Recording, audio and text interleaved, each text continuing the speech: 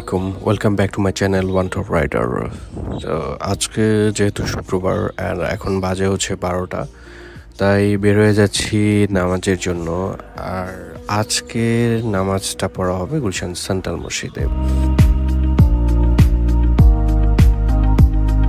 Because of আজকে সকালে এবং রাতে প্রচুর বৃষ্টি হয়েছে, আর এই বৃষ্টির কারণে আমাদের যে মসজিদটা আছে দক্ষিণ পাড়টা কেন্দ্রীয় মসজিদ, সেই মসজিদের নিচতলাতে প্রচুর পানি উঠছে, প্রায় হাঁটু পানি। তো দোতলা এবং তিনতলায় নামাজ পড়া হচ্ছে। যেহেতু দোতলা এবং তিনতলা প্রচুর চাপ থাকবে, মানে লোকজন প্রায় ধরবে না। 7-8 মিনিটের মধ্যে আমি চলে গেছি গুলশান 2-এর কাছাকাছি, যেখানে আজাদ মসজিদটা আছে। সো এটা হচ্ছে গুলশান আজাদ মসজিদ, চলে আসলাম। আর এখানে হচ্ছে ভিতরে বাইক পার্কিং করা যায়। আমি ভিতরে পার্কিং করব না, কারণ বের হতে অনেক লেট হবে। সো এখানেই পার্কিং করে রাখি, জায়গাটাতে বাইকটা পার্ক করে রাখি যেন আমার বের হওয়ার সময় কোনো হ্যাসেল না হয়। মেইন রোডের সাথেই রাখলাম। তো এটা হচ্ছে গুলশান আজাদ মসজিদ। এখানে প্রতি শুক্রবারেই 3-4 হাজার লোক নামাজ পড়তে আসে।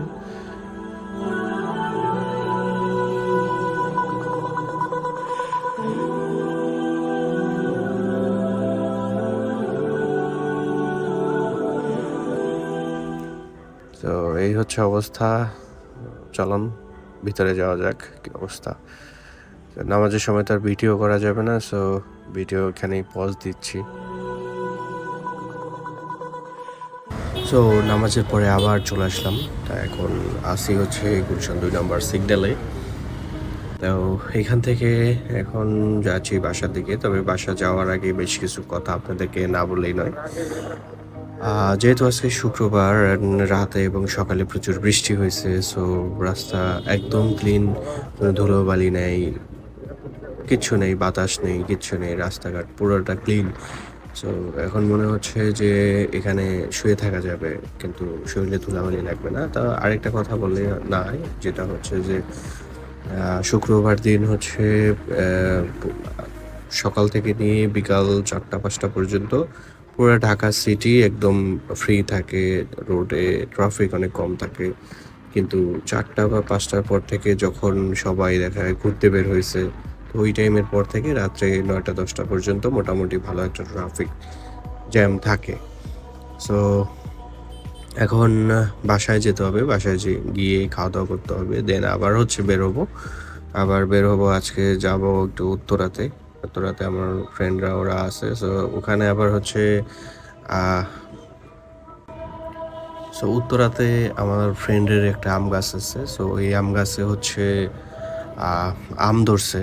আজকে হচ্ছে যে আম ভর্তা খাওয়ার একটা প্ল্যান আছে।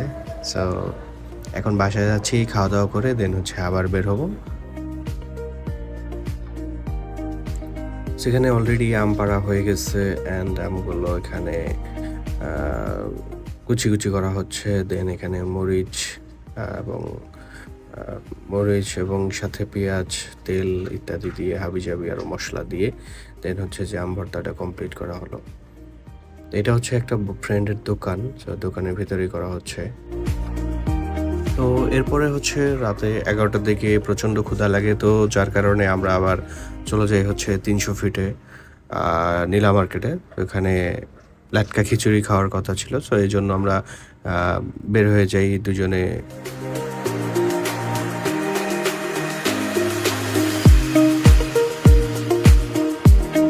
তো এরপরে হচ্ছে লাটকা খিচুড়ি খেয়ে দেন আমরা আবার চলে আসি 300 ফিটে, অ্যান্ড এইখান থেকে রাত্রে 12টার দিকে আমরা বাসার দিকে রওনা দিই।